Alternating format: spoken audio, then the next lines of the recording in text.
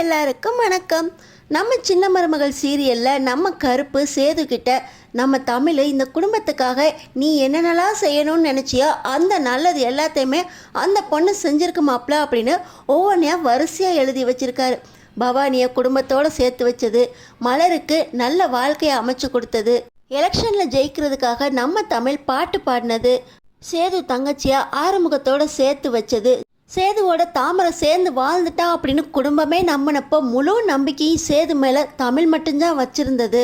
போலீஸுக்கு ஃபோன் பண்ணது தாமரை தான் அப்படின்னு நிரூபித்து சேதுவோட அப்பா ராஜாங்கத்தை வெளியே கொண்டு வந்தது. விஷவண்டு கடிச்சதுல ராஜாங்கம் உயிருக்கு போராடிக்கிட்டு இருந்தப்போ நம்ம ராஜாங்கம் உயிரை காப்பாத்துறதுக்காக மருந்து கொண்டு வந்தது. இது மட்டும் இல்ல மாப்பிள்ள, அப்பத்தா உயிரை காப்பாத்தினது உங்க சின்னத்தாவும் அத்தையும் ஒன்னா சேர்ந்து இந்த குடும்பத்தோட மானத்தை வாங்குறதுக்காக போட்ட பிளான் எல்லாத்தையும் நிரூபிச்சு இந்த குடும்பத்தோட மானத்தை காப்பாத்தினது அப்படின்னு நிறைய இருக்கு மாப்பிள்ள. இதையெல்லாம் யோசிச்சு பார்த்துட்டு அதுக்கப்புறமா இந்த பட்டு வேட்டி சட்டையெல்லாம் கட்டிக்கிட்டு நீ கல்யாணத்துக்கு ரெடியாகு அப்படின்னு கருப்பு நம்ம சேதுவுக்கு அட்வைஸ் பண்ணிட்டு கிளம்பி போறாரு. ராஜாங்கம் நீ ரெடி ஆகிட்டியா அப்படின்னு ஃபோன் பண்ண நம்ம சேதுக்கிட்ட கருப்பு சொன்ன விஷயம் இல்லாமல் நம்ம தமிழ் இந்த குடும்பத்துக்காக பண்ண ஒவ்வொரு விஷயமும் ஞாபகம் வருது. எப்படியாவது இந்த கல்யாணத்தை அப்பா கிட்ட சொல்லிட்டு நிறுத்திடணும் அப்படின்னு சேது முடிவு பண்ணி கல்யாண மண்டபத்துக்கு வேகமாக கிளம்பும் போது அந்த நேரத்தில் இந்த ஐஸ்வர்யா மாமா நீங்கள் இல்லாமல் நானும் வரமாட்டேன் அப்படின்னு சொல்லி அந்த நேரத்தில் நம்ம சேதுவோட தொத்திக்கிறாங்க. கல்யாணத்தை நிறுத்தலான்னு போனால் இவ என்னன்னா கல்யாண மண்டபத்துக்கு ஏன் கூட வராளின்னு தொத்திக்கிட்டாலே அப்படின்னு இதை ஒரு பாரமாக நினச்சி நம்ம சேது ஐஸ்வர்யாவோட கல்யாணத்துக்கு போகிறாரு. இன்னொரு பக்கம் பார்த்திங்கன்னா நம்ம தமிழ் நிறமாசமாக இருக்கிறதுனால ஆட்டோ பிடிச்சிட்டு வந்து இனிமேல் இந்த ஆட்டோவில் தான் புதுப்பேட்டை வரைக்கும் போகணும் அப்படின்னு எல்லாருமே சொல்லி ஆட்டோவில் அனுப்பி வைக்கிறாங்க.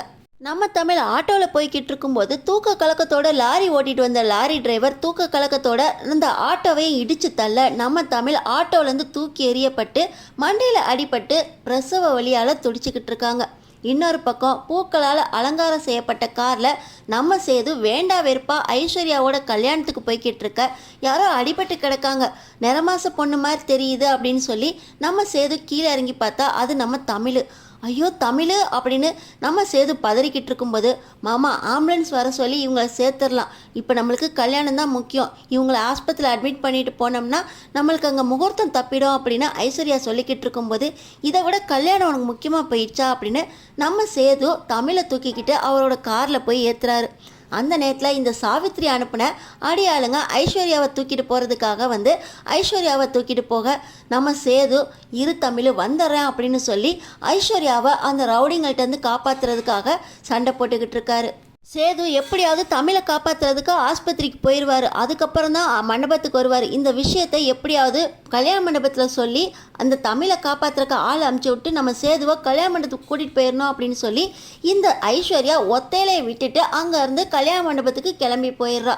இந்த நேரத்தில் இந்த ஐஸ்வர்யாவை கடத்த முடியல, இவனையாவது அடித்து போட்டுரும் அப்படின்னு சொல்லி வந்த ரவுடிங்க நம்ம சேதுவையும் கத்தியில் குத்திடுறாங்க. நம்ம சேதுவை வயிற்றில் கத்தியில் குத்துனதுனால அந்த வழியில் துடிச்சிக்கிட்டு இருக்க இன்னொரு பக்கம் நம்ம பிரசவ வழியால் நம்ம தமிழ் பிரசவத்தில் துடிச்சிக்கிட்டு இருக்க நம்ம சேது எப்படியாவது தமிழையும் நம்ம குழந்தைங்களையும் ஆஸ்பத்திரியில் சேர்த்துடணும் அப்படின்னு சொல்லி தான் வயிற்றில் இருக்க கத்தி குத்தையும் பொருட்படுத்தாமல் தான் போட்டிருந்தா அங்கவஸ்திரத்தால் அந்த கத்தி குத்து ஃபுல்லாக இறுக்கி கட்டிக்கிட்டு நம்ம தமிழை கூட்டிக்கிட்டு ஹாஸ்பிட்டலுக்கு போகிறாரு.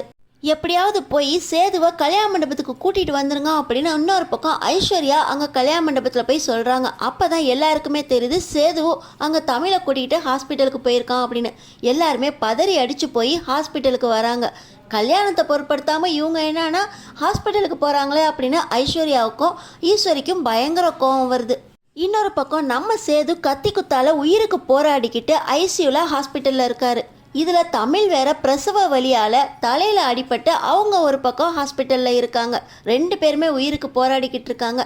சேதுவை கத்தியில் குத்துனதுனால அவருக்கு பிளட் நிறைய லாஸ் ஆகிருக்கு, அவருக்கு பிளட் கொடுக்கணும் அப்படின்னு சொல்கிறதோடு இல்லாமல் இன்னொரு பக்கம் தலையில் அடிபட்டிருக்க நம்ம தமிழுக்கு ரெட்டை குழந்தைங்க அப்படிங்கிறதுனால பிரசவத்தில் நிறைய காம்ப்ளிகேஷன்ஸ் இருக்கா அப்படின்னு டாக்டர்ஸ் சொல்லிடுறாங்க. டாக்டர் என் உயிரை கூட காப்பாற்ற வேண்டாம், அங்கே பிரசவ வழியில் துடிச்சிக்கிட்டு இருக்காளே என் மனைவி, அவள் உயிரை காப்பாற்றுங்க, அவள் வயிற்றில் இருக்க குழந்தைங்களுக்கு எதுவுமே ஆகக்கூடாது அப்படின்னு சேது இன்னொரு பக்கம் தான் வழியையும் பொருட்படுத்தாமல் சேது தமிழுக்காக அங்கே டாக்டர்கிட்ட கெஞ்சிக்கிட்டு இருக்காரு. நம்ம சேது உயிர் பிழைப்பாரா? வயிற்றில் இருக்க குழந்தைங்களுக்கு ஒன்றுமே ஆகாமல் நம்ம தமிழ் உயிரோடு திரும்பி வருவாங்களா? 2 பேரும் சேர்றதுக்கு ஏதாவது சான்சஸ் இருக்கா? அடுத்தடுத்து என்ன நடக்க போகுதுன்னு தெரிஞ்சுக்கிறதுக்கு நம்ம சேனலை சப்ஸ்கிரைப் பண்ணி தொடர்ந்து பாருங்கள்.